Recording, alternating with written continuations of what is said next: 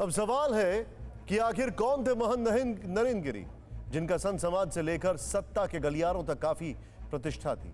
हम आपको एक रिपोर्ट दिखाते हैं जिसे देखकर यह पता चलेगा कि महंत नरेंद्र गिरी की शख्सियत के कितने पहलू थे और क्यों वो सिर्फ संत समाज के ही नहीं बल्कि हर आम और खास के करीबी थे। देव उमापतिम सुर गुरु वंदे जगत कारणम वंदे पन्नग भूषणम मृगधरम। एक संत, बाघंबरी मठ के कद्दावर महंत, अखिल भारतीय अखाड़ा परिषद के अध्यक्ष और निरंजनी अखाड़े के सचिव। बस इतनी भर पहचान नहीं थी महंत नरेंद्र गिरी की। वो संत समाज से लेकर सत्ता के गलियारे तक अपनी प्रतिष्ठा और धाक के लिए जाने जाते थे, जिनसे मिलना, धार्मिक संवाद करना और आशीर्वाद लेना हर आम और खास के लिए खुशकिस्मती से कम नहीं था। तो ऐसे अपने को कभी हिस्सा नहीं होना चाहिए। महंत नरेंद्र गिरी का कद बहुत बड़ा था।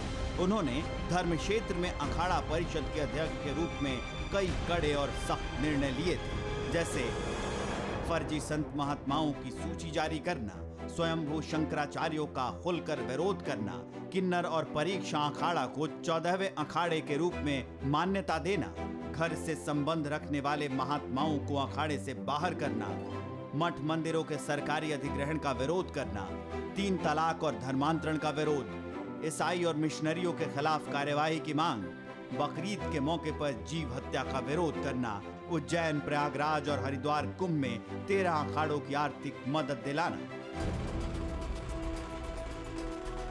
वैसे 1954 में अखिल भारतीय अखाड़ा परिषद की स्थापना हुई थी। ये परिषद देश के प्रमुख 13 अखाड़ों की प्रतिनिधि संस्था है, लेकिन मार्च 2015 में नरेंद्र गिरी को सर्वसम्मति से अखिल भारतीय अखाड़ा परिषद का अध्यक्ष चुना गया था।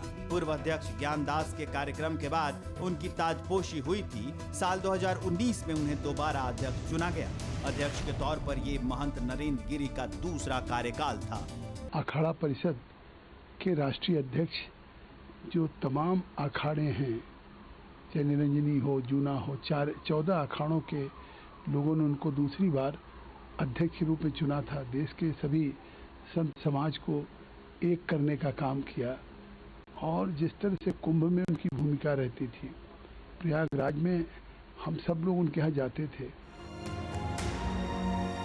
अखाड़ा परिषद ही एक तरह से महामंडलेश्वर और बाबाओं को सर्टिफिकेट दिया करती है। अखाड़ों में महामंडलेश्वर और आचार्य महामंडलेश्वर पदों पर नियुक्ति में भी महंत नरेंद्र गिरी की काफी बड़ी भूमिका रहती थी। हरिद्वार में दक्षिणेश्वरी काली मंदिर के पीठाधीश्वर महंत कैलाशानंद महाराज को हरिद्वार कुंभ में निरंजनी अखाड़े का आचार्य महामंडलेश्वर नरेंद्र गिरी के सहयोग से ही बनाया गया था। एक काम उन्होंने बहुत अच्छा किया था। जब अखाड़ा परिषद के अध्यक्ष बनाए गए तो अखाड़ा परिषद के अध्यक्ष बनने के बाद समाज को प्रदूषित करने वाले कुछ ऐसे संत आ गए थे जिनके बहिष्कार का काम उन्होंने किया, जिसमें सारे देश के संतों ने उनकी बड़ी प्रशंसा किया था। प्रयागराज कुंभ मेले में भी उनकी अहम भूमिका थी। मेले के लिए वो समय समय पर शासन और प्रशासन का मार्गदर्शन करते रहते थे। अखाड़ों के मसले पर वो हमेशा मुखर रहते थे और धर्म के मसलों को लेकर हमेशा संतों से संवाद बनाए रखते थे। मेरे बहुत अच्छे मित्र थे नरेंद्र गिरी महाराज, तो अखिल भारतीय अखाड़ा परिषद की बैठक में हमेशा हम जाते थे और हमेशा से मैं प्रयागराज जाता था तो महाराज श्री से मिलता था, तो हमें बहुत अंतर्मन से दुख है।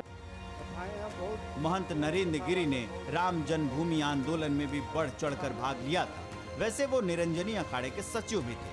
निरंजनी अखाड़े से जुड़े ज्यादातर फैसलों में उनका दखल होता था। अगर बात निरंजनी अखाड़े की संपत्ति की जाए तो निरंजनी अखाड़े की सिर्फ हरिद्वार में ही करोड़ों की संपत्ति है। यही परवाह देश की, सोमवार से शुक्रवार रात 10 बजे TV9 भारतवर्ष पर।